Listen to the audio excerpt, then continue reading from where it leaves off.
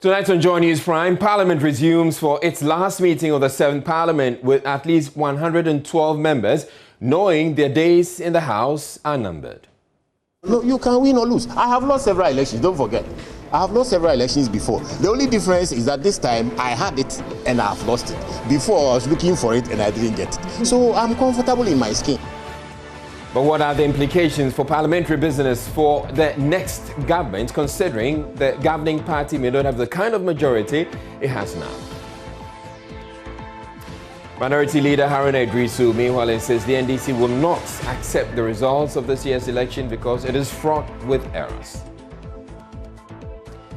Majority Leader TECHIMAN has however described the claim as baseless, saying the NDC does not even have pink sheets from the various centers.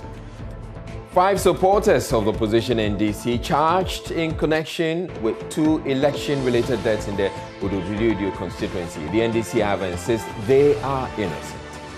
We were there with the Emmanuel Dompre, our brother who was just demise. So we run away, but we don't know where our brother passed before he met his untimely death. In business, economists are saying that a slim majority in Parliament will check budget overruns in 2021. What I find is that after every election, demands from institutions, from economic agents go down. But during election year, everybody wants to have his pound of flesh. And also in the bulletin, the DCE for AJUMAKO-ENYAN-ESSIAM has been arrested for assaulting a police officer and freeing a suspect who was in custody. My name is Israel Lai, and Joynews Prime is coming to you live from our Founder Studios at AKUFO-ADDO'S here in Accra on your digital terrestrial TV, because we're free to air, and also on DSTV channel 421 and GoTV channel 144. This is a home of independent, fearless, credible, and impactful journalism. Do stay.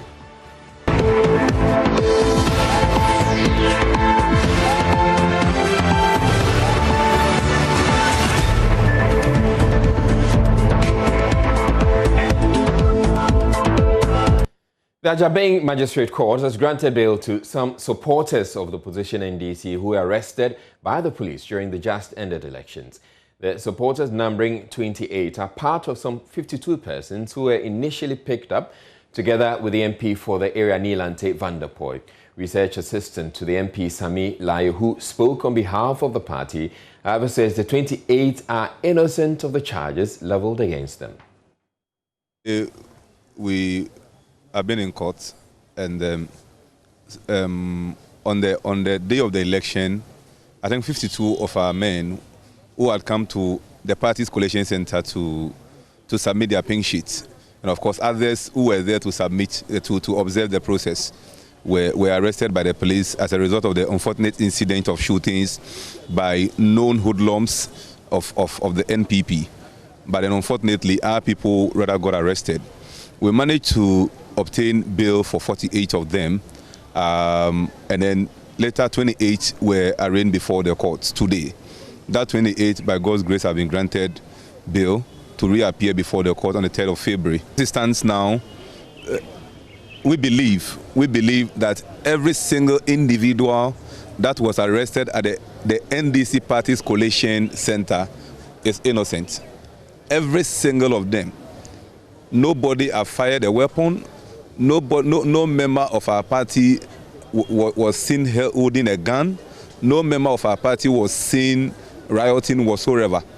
Like I said, all these people that were brought before the court are people who had come to our party's collation center, some to observe our collation, and others, majority of them, to present their pink sheets to the collation center. Meanwhile, 5 others have been charged with conspiracy to commit murder. Again, the party argues the men are innocent, claiming these are politically motivated actions to intimidate the NDC in the constituency. Amazement. I don't know who the 5th person is. You read a charge sheet and then they have mentioned 4 people and then 1 other. Who that other is, we don't know. But I can tell you on authority that those who have been charged with the murder, Pastor Otojo, was nowhere near the crime scene. I was with Pastor Otojo at the Electoral Commission's Collation Center. At a point, we were looking for the pink sheet. We are taking some of the pink sheet together with him to the electoral, and together with my vice chairman. We are taking the electoral pink sheet to the Electoral Commission's Collation Center, and then he was called to bring the pink sheet. He went, and then the police had surrounded the place doing their swoop. Unfortunately, he was caught up in it. Who else? Wadada. Wadada all along was with those who were doing the collation at the top floor of Modak Hotel. It was not even at the ground floor. So there is no way he could have been involved in that act. Who else is there? Gogo was the driver of the vehicle that conveyed Pastor Otojo to the scene. And then one man who was also arraigned today. He also tells us that he was nowhere near. He has not fired any shot. He has not fired any gun. So we believe that what is going on is just a dubious attempt to intimidate us. In any case, if the police believe that we are the perpetrators of what happened on that fateful day, we ask ourselves, how could we have killed our own party agent, Emmanuel Dompre, who was then the polling agent of the party at Otublom number 1? He had come also, like 8 the others who have been arrested, to present his collation, to present his pink sheet at the collation center. Unfortunately, he met his untimely death. Now we ask ourselves, we that we are in our collation center, that people come shooting at us, how could we have shot our own? How could we have shot our own? Could it be that he was caught up in the crossfire? Crossfire? By who? By who? Has that been established? We are saying that at our collation center, it was NPP hoodlums who come to our collation center to fire shots at us whilst we were at our collation center. And that is what we know as a fact. But even as we are speaking now, yes, our people have been arraigned before the court. We believe that we live in a country that is ruled by the rule of law, that is governed by the rule of law, and of course not the rule of men. They may have been arraigned before the court, but we know for a fact that a set of facts does not constitute evidence. So we are waiting for them to come and prove to the court how those people who have been arraigned before the court, how those people who have been charged with the murder contributed to the death of the agents and the other young lady who unfortunately met their untimely death. Joynews and Esmenu went to the Dododio constituency to find out more about the deceased.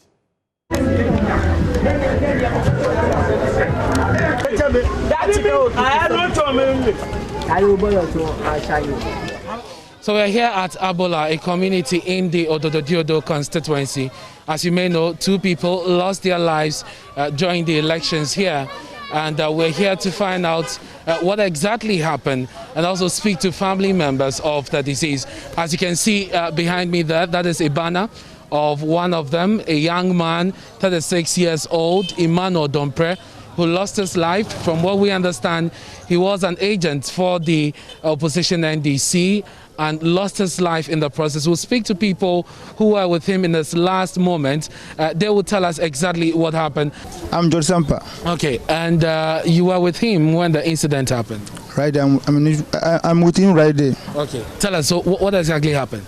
But we were there as soon as the polls ended. Yeah. So the MPP were jubilating. They said they have won the parliamentary seat over Nodododo. Okay. So we were all there at the hotel when the scene. So they started jubilating and started doing their jama. Okay. So we were there. So then this crowd is over there with the MP. Okay. So. And this is the hotel where the shooting happened? Modak Hotel, okay, at Koloko. Okay. So we were there with the MP. So, and the MP is over the top over there. So we the supporters, we are standing at the last floor over there. Okay. With NDC supporters. Okay. So we were there. And they started doing their jama.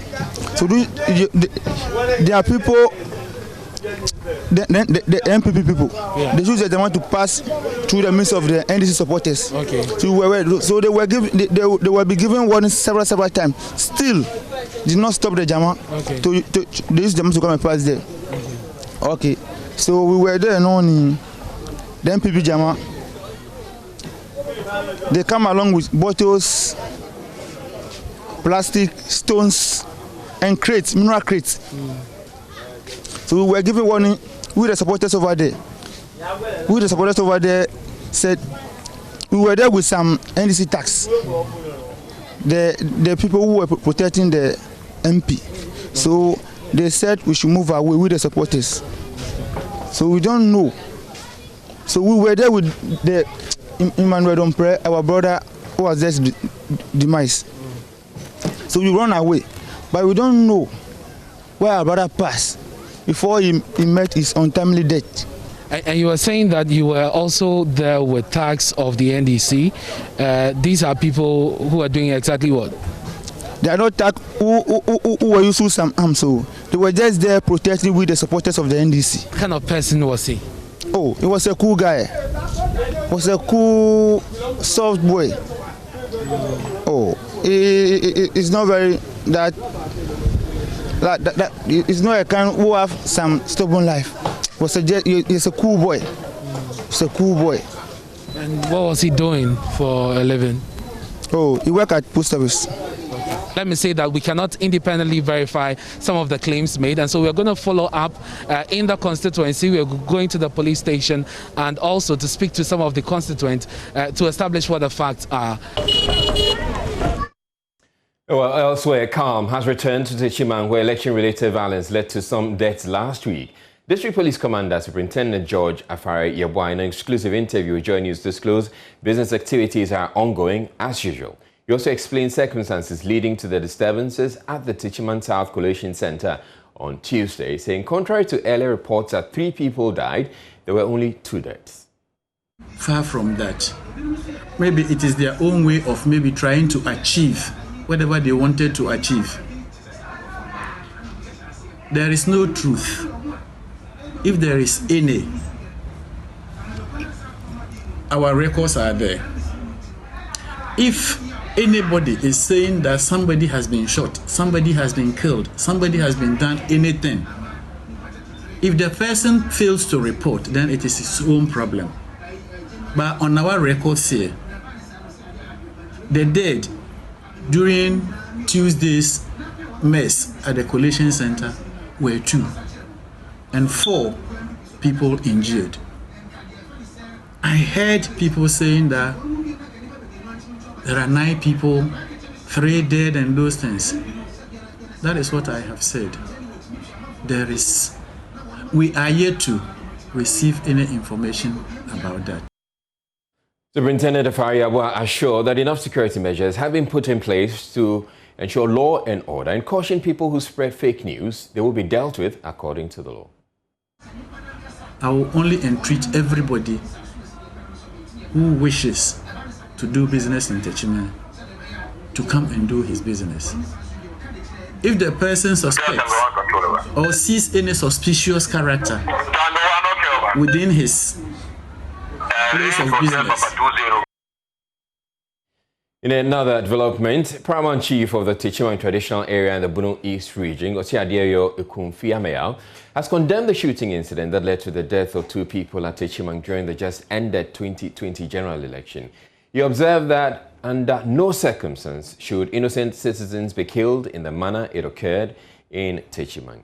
AKUFO-ADDO'S consequently urged the leadership of the National Democratic Congress to appeal to its supporters to desist from violent acts that may derail the peace of Ghana. The Paramount Chief of the TECHIMAN Traditional Area made the call when the National Executive of the NDC, led by its General Secretary Johnson Esedun Ketia, visited his palace at TECHIMAN. Nestor Kafri-Ajoma reports. You condemn such shooting incident, We condemn the shooting incident. It has never happened in our history.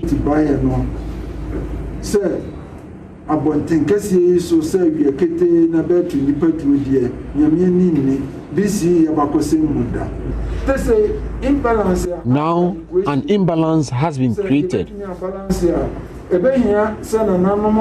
And to fix it, all stakeholders must be measured in their utterances.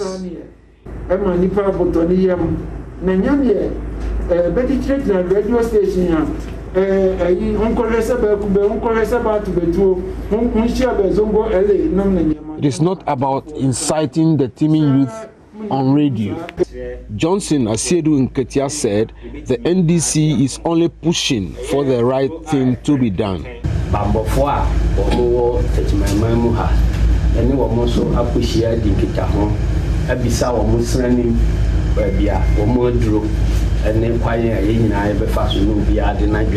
We have come to meet with security heads here in TECHIMAN for an update on the shooting incident.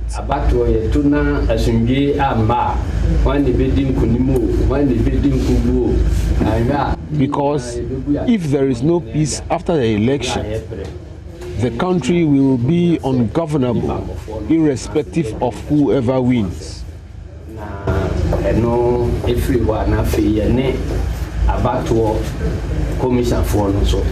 We will also meet with the Electoral Commission officials to iron out issues with them.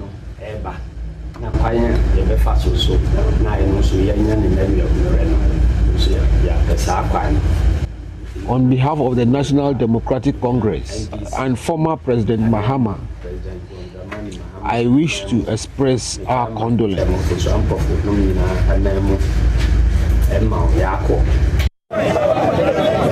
The General Secretary of the NDC later assured their supporters that the party is working hard to get candidate Christopher Basungti Beyere declared as the winner of the TECHIMAN South constituency parliamentary seat. We're taking a break here on Joynews. But still ahead, Parliament resumes for its last meeting of the 7th Parliament, with at least 112 members knowing the days in the House are numbered. No, you can win or lose. I have lost several elections, don't forget. I have lost several elections before. The only difference is that this time I had it and I have lost it. Before I was looking for it and I didn't get it. So I'm comfortable in my skin. But what are the implications for governance, knowing that the ruling party wouldn't have the kind of majority it did have, or it does have now? So do stay tuned in. We'll be back in a bit.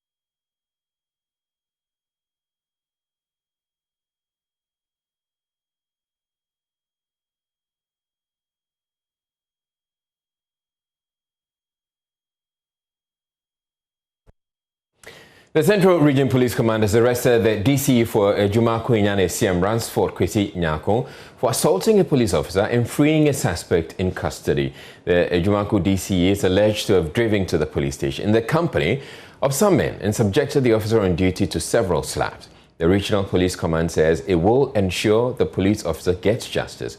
DSP IRENE OPPONG is the Regional Police PRO.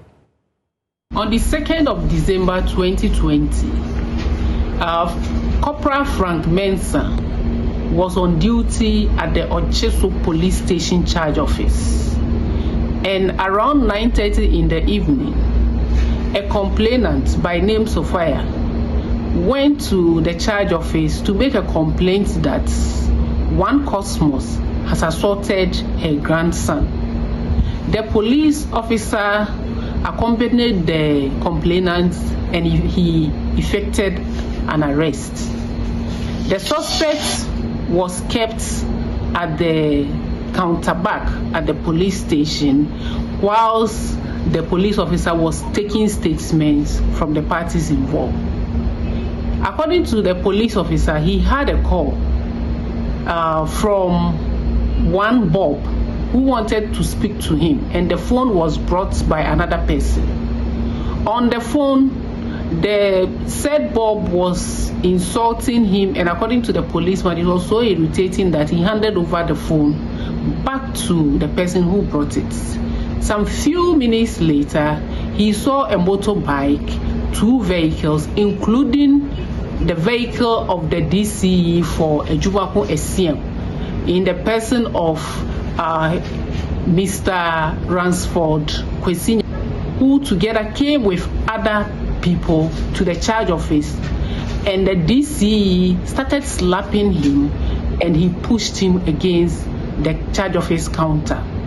He also ordered the persons following him to assault the police officer, after which the DCE ordered the removal of the suspect from the counter bag, and he went with him in his car. The police officer went to the divisional headquarters to make a complaint, and the case is under investigation. Today, 14th December 2020, the DCE has reported at the regional headquarters where the case has been transferred for it to be investigated, and he is under arrest. He is being investigated for assault on a public officer. Now, Parliament resumed Monday for the last meeting of the 7th Parliament. At least 112 MPs will not be returning to the House when the 8th Parliament begins on January 7, either because they were not returned by their parties or they were defeated in the election. The minority MPs came to the House dressed in red and black, saying they were mourning the death of democracy in Ghana, as well as the death of 5 Ghanaians during the just-ended polls. Minority spokesperson on Foreign Affairs Samuel Okudzeto-Ablakwa, meanwhile, insists the NDC won a majority of 138 seats in the next Parliament. Parliamentary correspondent Joseph Opoku-Gakpo has more. After the fiercely contested presidential and parliamentary elections, parliamentarians returned to the chamber. The minority, clad in traditional mourning clothes, say their choice of black and red is meant to protest what they describe as irregularities in the just-ended elections, and also to mourn the people who died during the elections. We are mourning the death of democracy in our country, the discredited election that the Electoral Commission has conducted, a confused Electoral Commission, a discredited Electoral Commission, clearly in cahoots with our opponents to rig the elections and to put out numbers that don't add up. That is what we are mourning. We are also mourning the use of violence in our election, the militarization of elections in this country. We are mourning the killing of 6 unarmed civilians who were only seeking to protect their votes. We are mourning the wanton abuse of state power to arm twist, force electoral officers to declare results in the favor of the ruling government. Minority Leader Haruna Idrisi insisted the NDC will not recognize results of the 2020 elections declared by the EC because it's fraught with errors. The Electoral Commission has declared that the NPP has 137 seats and NDC 136 seats with 1 independent candidate. The results of the Senate West constituency is still pending. The NDC is claiming they have the majority in Parliament. We have 138 already. TECHIMAN South belongs to us. Senate West belongs to us. We have won convincingly. Check the presidential result, over 6,000. And we've put out the margin of victory for the parliamentary. More than 1,000 votes. More than 1,000 human beings. We have won a majority, and that majority will not be stolen. Enough of using weapons, misusing the military to overturn results. At least 112 out of the 275 parliamentarians will not return to the next parliament. Some retired and many others were defeated in the elections. From Parliament, Joseph Opoku-Gakpo, Joynews. Well, and the parliamentary correspondent Joseph Opoku-Gakpo has joined me in the studio. Hello, Joseph. So I'm trying to understand what the mood was like in Parliament with about 112 MPs knowing that they're not coming back. Very interesting. So, of course, the minority guys were in black. The majority guys, some of them were in white, including some of the 112 who are not returning. Okay. I, for example, remember spotting the Deputy Minister for Communication now, Alexander Aban, who is the MP for Gomoa West, I think. He lost just a few days ago in that particular constituency, and the NDC took over the seat. He came to the House, he was clad in white, virtually, celebrating, despite the fact that he had lost. And there were a number of other MPs like that. Attendance was not that impressive. I counted a little over 100 MPs who showed up on the floor of the House today to engage in business. And as can be expected, those who actually won, particularly those who are insisting they've won, and the EC has said they won, the majority of them were beaming with smiles. And someone like Yabuabia Samoa, we had a conversation with him. He lost in the Adenta constituency. Yes.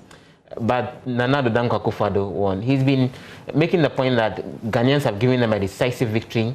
He was in hospital like a week to the polls, which he makes the point really did not affect the fact that he lost to a certain extent, but he makes the point he's all open and he's looking forward to doing other things for the party.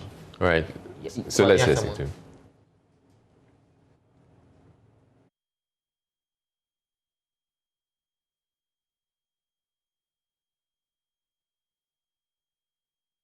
And even an odd number parliament. It cannot be a hung parliament. There will always be a majority. But if there's an independent, the independent will associate with one side or the other of the House. There are only two caucuses. I wish I could have avoided the personal part of it, but propaganda being what it is, a rumor being what it is. I was actually in the hospital a full week before the election. I was in the hospital whilst conducting my election. And I was let out by the hospital authorities on sufferance for just about almost 12 hours to come and try and work on the election. But I was in the hospital for nearly a full week before the election started. So it's got nothing to do with the results? Absolutely nothing. No, you can win or lose. I have lost several elections, don't forget. I have lost several elections before. The only difference is that this time I had it and I have lost it. Before I was looking for it and I didn't get it. So I'm comfortable in my skin. I am comfortable and I believe that one can win or lose. And as I stand here, don't forget, I'm still director of communications and my mouth is still hard. All right, now one person who is, you say about the most important person in Parliament right now. I'm telling you. But who wasn't in Parliament? Because he can't be in the House. That would be the former MP. Correct. He should have been in the House had he not been kicked out. Yes, on the 6th of November, before the House went on its break, he was actually expelled. Expelled and his seat was declared vacant.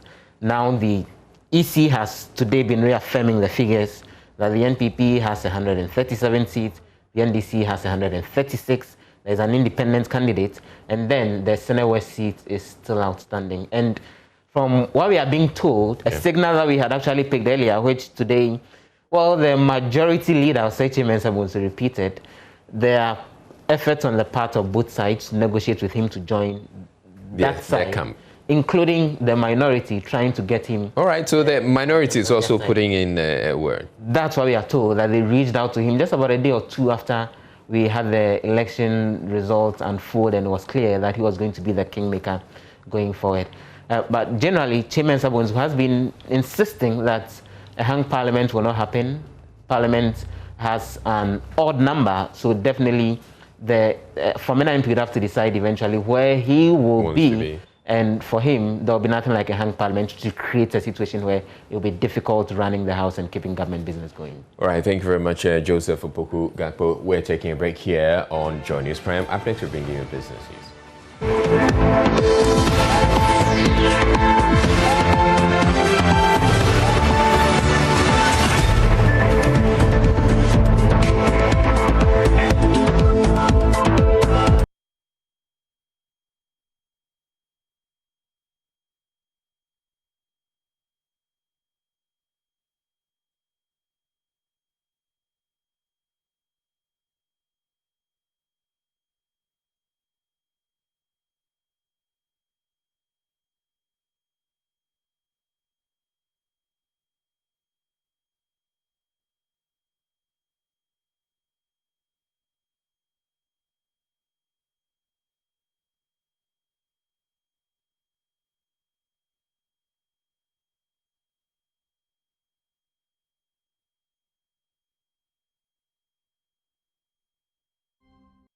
Hello there, good evening. It's time for business. I'm Charles Aitib. Budget overruns will again emerge as the biggest threat to stabilizing the economy from next year. That's the warning from an economist, Professor William Babwate. This comes on the back of projections by some analysts of challenging times for AKUFO-ADDO'S next term in office beginning January. Speaking to Joy Business, Professor Babwate maintained that the government may be able to manage the situation considering a slim majority in Parliament.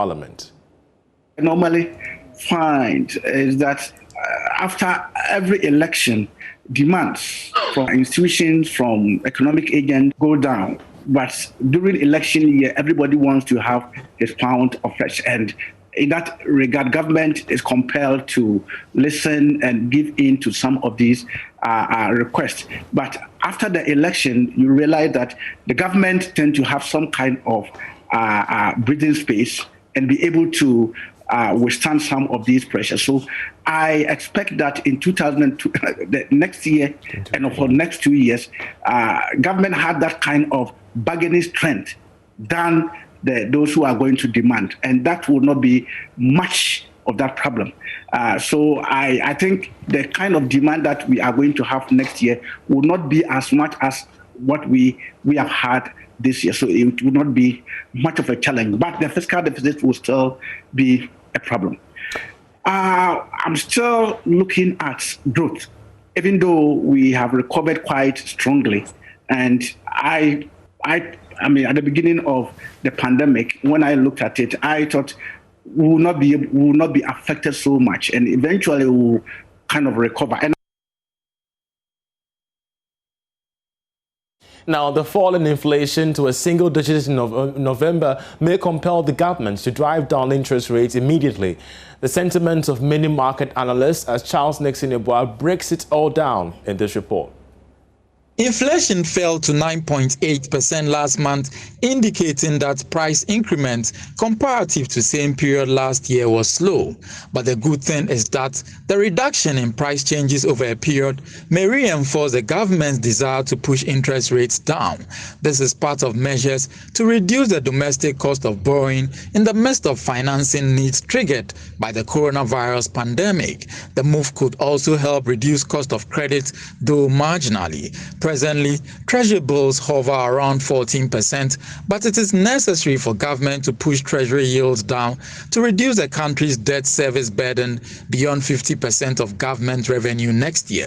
Analysts also expect interest on treasury bills to fall in the short term, though there are still some risks to inflation in December as a result of increased spending due to the Christmas festivity.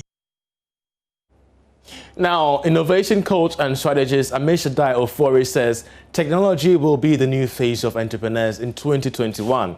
With several businesses struggling to survive, Untitled advises that adopting new technologies in 2021 will keep entrepreneurs much more competitive. He joined Patrick Ajay-Nketia, a creative director and founder of Utama, to discuss their COVID-19 stories with, of course, me on the marketplace.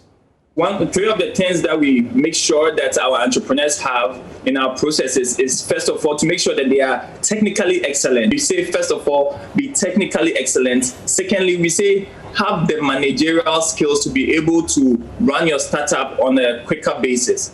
So example, again, your ability to even switch from making clothes to face masks, right, gives the sense that you are able to understand what you are doing and be able to identify the loopholes exactly when they are needed. The future is technology now. I have read a report on 2020, the digital economy on Africa, and you could see that about $180 million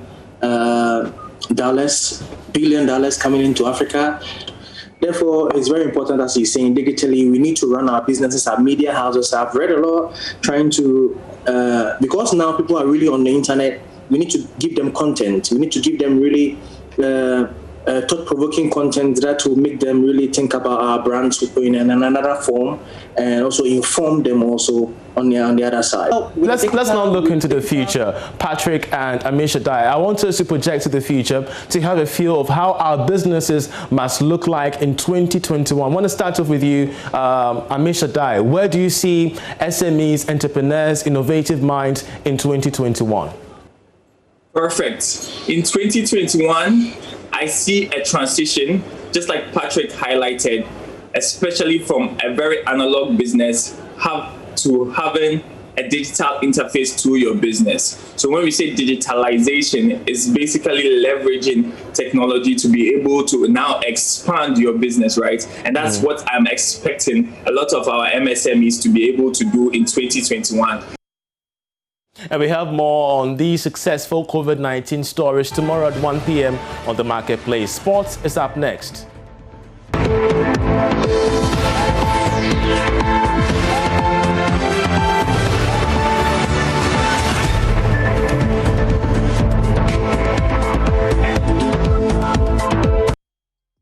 Right, time for Showbiz, and Becky Bex is here. Hello, Bex. Hello to you, Izzy. How you doing? I'm well. How about you? I'm fine. I mean, it's a Monday. Yeah. There's nothing really to do on a Monday, so.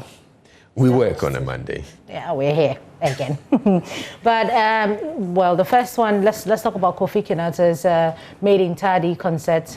He's been doing this annually, but for some reason this year it won't happen because of COVID-19. He actually originally scheduled to happen on the between 24th and 25th of this month, but it won't happen because of COVID-19.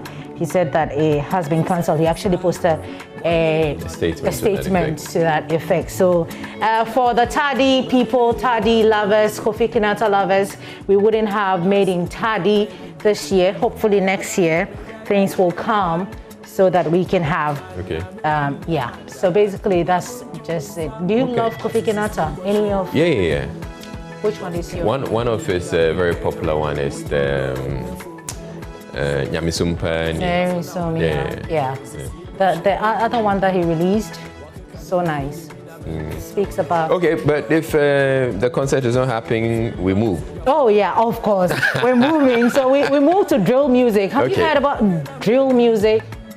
Well, so it's a concept. It's a concept of music. Okay, so according to Joey, let's just allow Joey B to explain to us exactly why Ghanaians are patronizing drill music here in Ghana and where it's coming from. It looks like drill is almost like the biggest thing in Ghana at the moment, you know. Afrobeats know but people enjoy the drill, so I like hip-hop, like I said, so anything that has to do with hip-hop, I'm in there, yeah. It's good you've confirmed this drill, because I don't know, this is my observation. Looks like, you know, especially from you, your kind of sound, the latest songs you've been releasing, the kind of sound that you release, it's like you're taking the music very easy, not too hard, not too soft, it's in the middle and sweet. What inspired this trend? I don't think it's like a trend, it's just basically me. Like, I feel like they say that the hardest thing in life is to make something look easy. To you is really easy, but like what I'm doing is like it's hard. Like I said, it needs to feel natural. It needs to sound fresh. Apparently, drill is from Chicago. I don't know. I'm not too sure about like the whole history, right? But all I know is that drill originated from South parts, and they're called UK. But Pop Smoke made it more worldwide, you know what I mean? So I feel like he's left a legacy. So when you say that, you know, the recent drill vibe going on in Ghana was... Yeah, Pop Smoke. There are these sounds that I've been hearing, especially in your songs and other artists, like hip-hop inclined artists. There's grr, grr, there's kuchu, whatever. What's that? What are those sounds?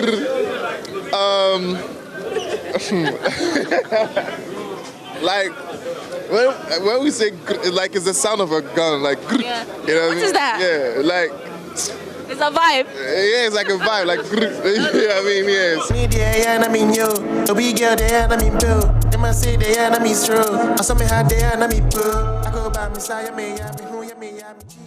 I guess, Easy, this is another genre of music that we're supposed to accept into the industry. Well, those who love it will love it. Yeah. Yeah. It probably may catch on, yeah, sometime with time. Yeah, it is. I mean, talking about the Comerica invasion, Shatta Wale is there. She's looking at, you know, taking it to the next level. So I'm sure that it will definitely, yeah, catch up. But let's talk about Kim Promise. Kim Promise, he has an album that he wants to release. He doesn't know the title of the album. Oh, yes, I know. And he thinks that this album would tell everyone how real he is. He has a song off the album featuring Shatta Wale that has been released. I can give him, I can suggest something. Immediately what comes to mind is Promissory Note. He had an album called The Promised Land. Yeah, this is Promissory Note. Promissory Note. Yeah, it's a document that's used in accounting. Oh. It's a popular document. So yeah, he could use that. Borrowed books. No. Okay, you get on. In Promise, please. Yeah. Promissory Note. Yeah. Total varied borrowed. All right, thank you very much, Becky Bex, for bringing us Showbiz. And that'll be it for those of you who are watching on Joy Prime. But there's more news on the Joy News channel. NDC supporters in the Isikado-Ketan constituency have embarked on the demonstration to petition the Regional Director of Electoral Commission. They claim the EC has been unfair to their party and their parliamentary candidates in the just ended election.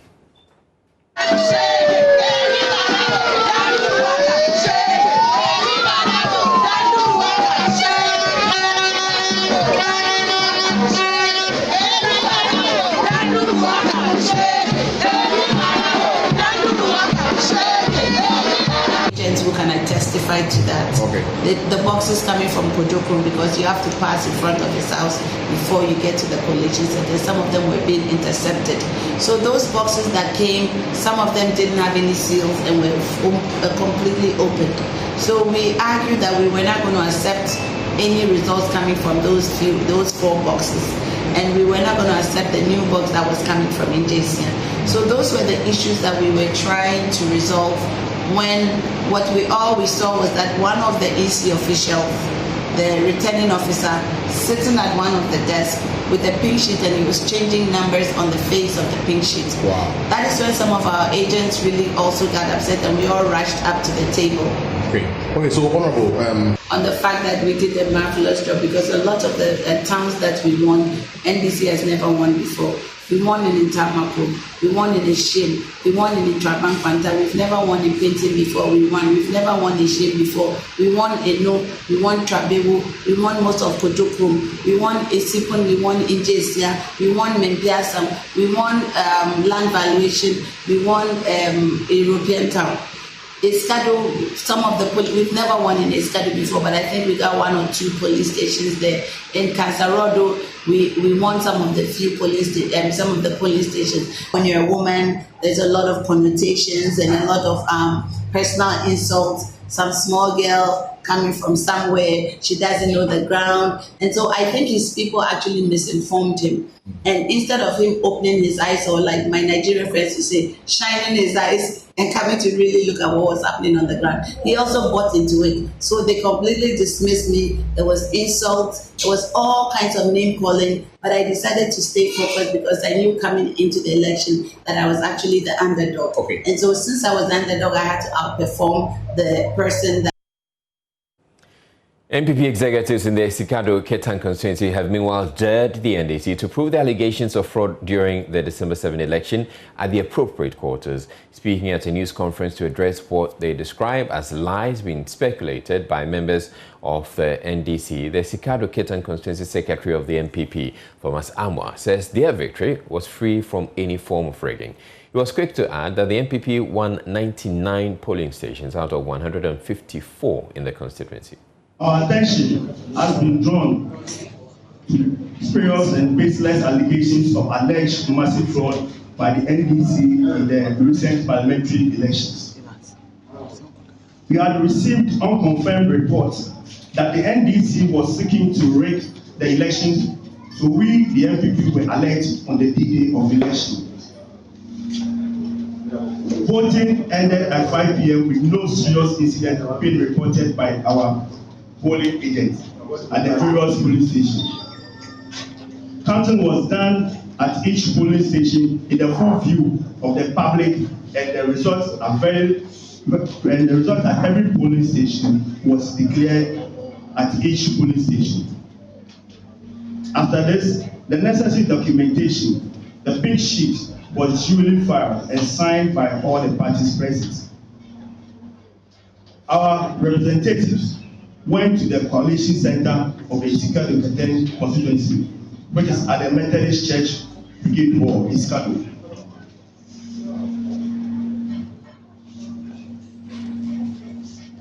The Electoral Commission officials started receiving the ballot boxes and electoral materials from their officials who were coming from the various polling stations.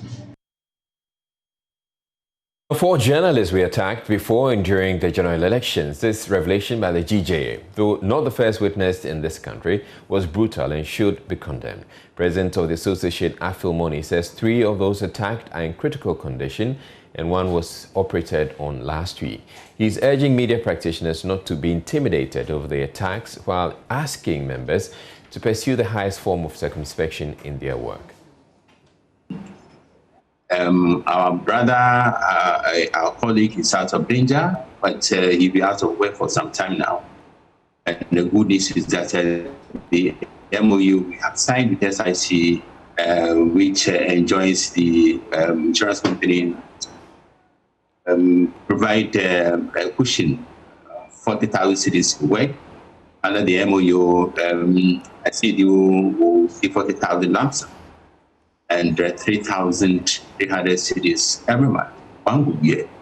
Others, depending on their degree of injury, will also be entitled to package under the MOU. Did all these incidents occur on election day?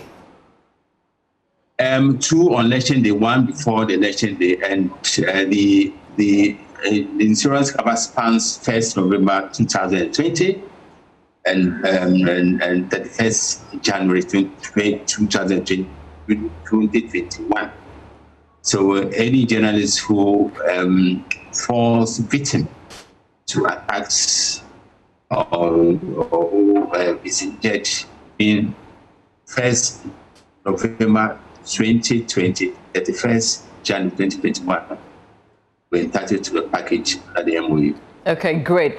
But we've had elections in this country before. Is this the first time that we're recording incidents such as what you're narrating to us?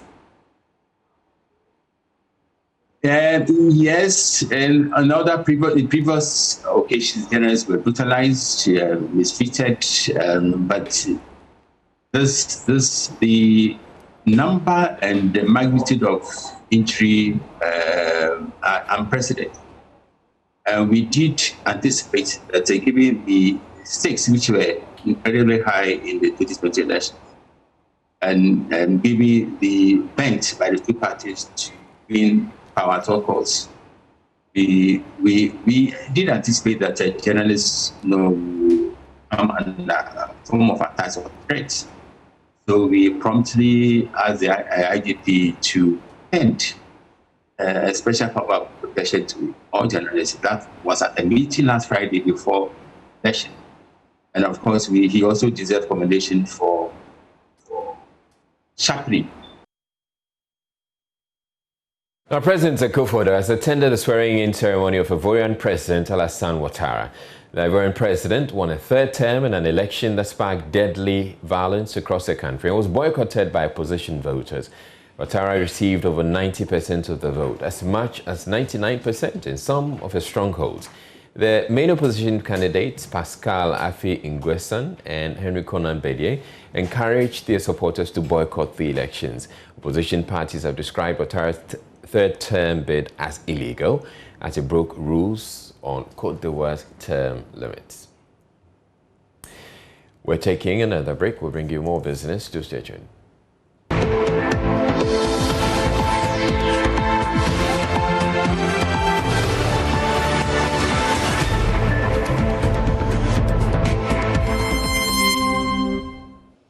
And welcome to Business. I'm Charles Aitib. The African Development Bank has declared its commitment to increase the bank's support for social protection policies for African countries, including Ghana, from next year. This is part of a broad mechanism by the bank to mitigate the negative effects of the coronavirus on member countries due to some partial lockdowns experienced during the period. Secretary General of the African Development Bank Group, Professor Vincent Nihele, disclosed to Joy Business that the bank has notified Ghana of its readiness to support the country. For the ordinary African, the lady selling mangoes on the street, the shoemaker, the medicine seller in the chemist, our farmers and all that. Of course, in bigger economies, when things of this nature happen, you see the trillions upon trillions of dollars that are approved to reach out to their people. They give them money, they pay for loss of income for a period of time. When economies are locked down, in a typical African environment, I wonder which economy you're going to lock down. Is it the one that happens in my village, or the ones that happens in Accra, or the ones that happens in your village? The people say, we're ready to die because if we don't sell the tuber of yam, I'm not going to feed my kids. So it becomes a very difficult situation. So social protection is one area that COVID has shown that Africa needs to pay more attention. And the bank is really going to use the spirit to engage with member countries on a number of things, on how to deal with the situation that will cushion the effects of similar circumstances when they do arise in the future.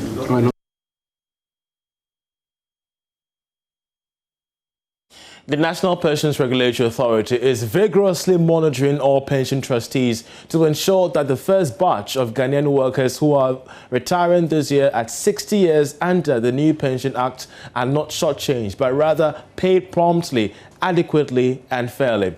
According to the Chief Executive, Hayford Atakrofi, the authority is working with government to ensure that other stakeholders must endure the teething challenges faced the payment of the pension scheme benefits. The NPRA has since 2010 been implementing the three-tier pension scheme to enhance retirement benefits. They include mandatory basic national social security scheme, a mandatory occupational pension scheme that is fully funded and privately managed, and the voluntary provident fund and personal pension scheme. Speaking at the 10th anniversary dinner and awards night of the NPRA, Mr. Atakrofi said his outfit had grown and expanded rapidly in his 10 years of service. 10 years of pension reforms have recorded many gains for workers in this country. The reforms also made provision for many more people in the informal sector who would not have enjoyed any form of pension to benefit, to now enjoying pension benefits. Mr. Chairman, ladies and gentlemen, the reform brought about the first-tier mandatory basic national social security that would incorporate an improved system of the SNP benefit, mandatory for all employees, both in the private and the public sector. And it also included a second-tier occupational, or I should say work-based pension scheme, mandatory for all employees, but privately managed, and designed primarily to give contributors a higher lump sum benefit than presently available under Cap 30 and the old SNP pension scheme. And finally, a third-tier voluntary provident fund and personal pension scheme supported by tax benefit incentives to provide additional funds for workers who want to make voluntary contributions to enhance their pension benefit, and also for workers in the informal sector. Well, just before I leave, businesses are being urged to make brand distinctiveness and technology their true marketing objective. According to the CEO of branding firm PhD Ghana, Bright Lajepo, successful brand building has to transcend beyond the marketing and selling of products or providing a service. Rather, it must focus on winning a position in the market based on the higher purpose that connects emotionally with consumers. He was speaking with Inshira Adam on the Big Conversation, a segment on the Business Connect show. It's not enough to be differentiated or to be different. It's important to be distinctive. So brands that stand out of the clutter do well because there's so much in every space now. There's a lot of democratization because of technology. And so one technology can be applied in so many ways and it's so accessible that so many people can play in that space. So you are likely to be crowded out, especially if you're a small player. And so you want to think about, how can I stand out of the crowd? How do I not just be different from the other person, but stand out of the crowd? Distinctiveness is vital for your survival. There are brands that have put technology at the back and put humanity at the front. So one Southeast Asian colleague says, you digitize but humanize. Digitize but humanize. So you let the technology take the back seat, not the front seat, and you humanize technology. So there's a lot of technology at play right now. And there are ethical issues that are even coming up around how advertising is personalized and targeted, you know, at people, because it's possible to do that with artificial intelligence at the back end. But if you even target somebody and it is not something that you do in an irritating manner, or you do in a more relevant way and more friendly tone. So there are robots, we call them chatbots, that are talking to us on the internet within chatbots, or within, if you make a phone call, you can never be sure whether it's a human being that is responding to you, to that bank or to that insurance company. And well, and that's how we end business. I'm Charles Aite.